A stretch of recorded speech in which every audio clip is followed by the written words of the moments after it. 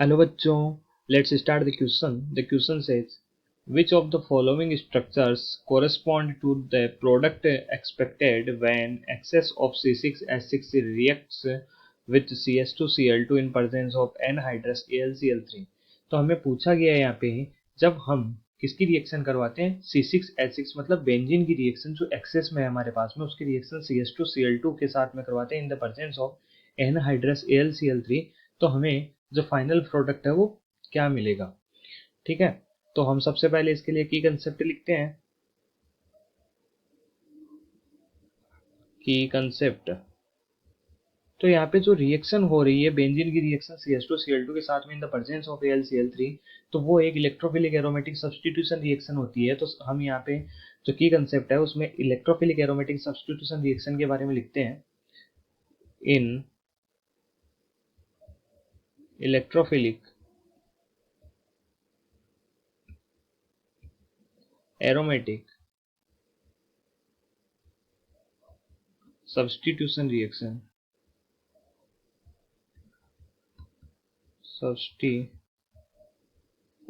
reaction in electrophilic aromatic substitution reaction an electrophile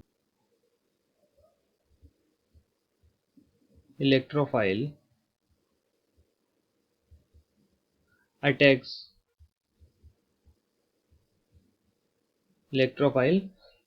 on the benzene ring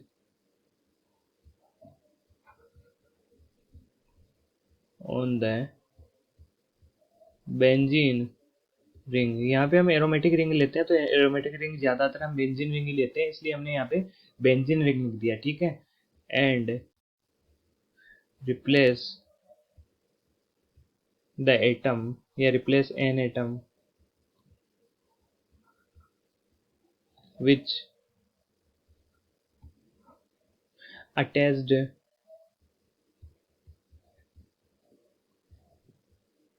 to the benzene ring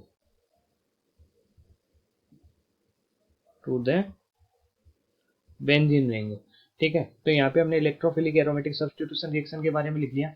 अब हम सबसे पहले लिखेंगे कि जो CH2Cl2 है वो सबसे पहले AlCl3 के साथ में रिएक्शन करेगा, और उसके बाद में हमारी उस आगे की जो एक्टिव स्पीसीज है उसकी बेंजीन के साथ में रिएक्शन होती है. तो नेक्स्ट स्लाइड पे हम देखते हैं.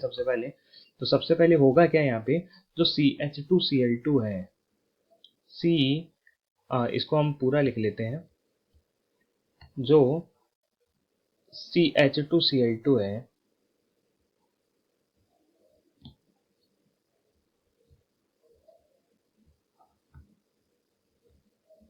CH2Cl2 है, ये सबसे पहले किसके साथ में रिएक्शन करेगा, जो एनहाइड्रस AlCl3 लिया था हमने उसके साथ में. जो AlCl3 होता है वो एक हेलाइड रिमूवल का काम करता है, मतलब ये कहीं पे हेलोजन होता है उसको अपने साथ में जोड़ लेता है. तो यहाँ पे होगा क्या, यहाँ से जो Cl माइनस के रूप में इस एल्यूमिनियम के साथ में जुड़ जाएगा. इसका मतलब निकलेगा क्या, यहाँ से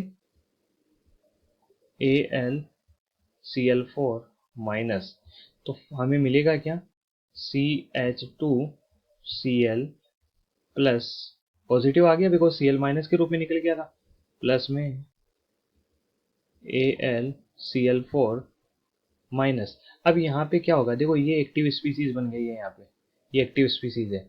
तो अब क्या होगा, रिएक्शन होगी सबसे पहले बेंजीन रिंग के साथ में.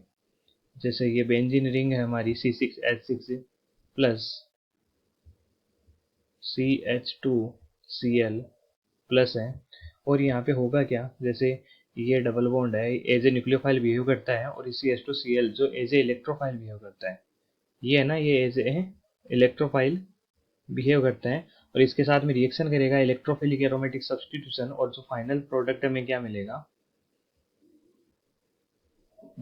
आफ्टर एरोमेटाइजेशन, मतलब एरोमेटाइजेशन के बाद में जो फाइनल प्रोडक्ट होता है वो हम यहाँ पे लिख रहे हैं CH2Cl2. ठीक है, ये मिला.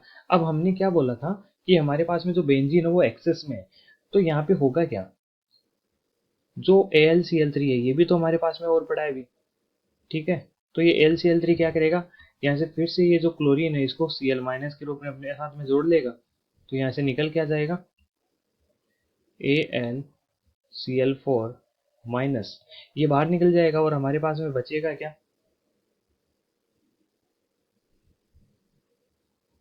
CH2 plus. ठीक है, ये बच गया।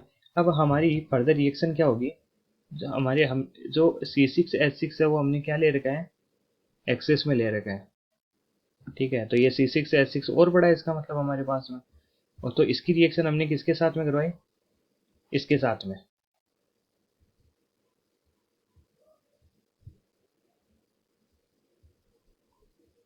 CH2 प्लस, और यहाँ पे भी दोनों चीजें देखो, ये तो इलेक्ट्रोफाइल की तरह बिहेव कर रहा है और ये न्यूक्लियोफाइल की तरह बिहेव कर रहा है, तो यहाँ से ये डबल बॉन्ड है ये इस कार्बन पे अटैक कर देगा।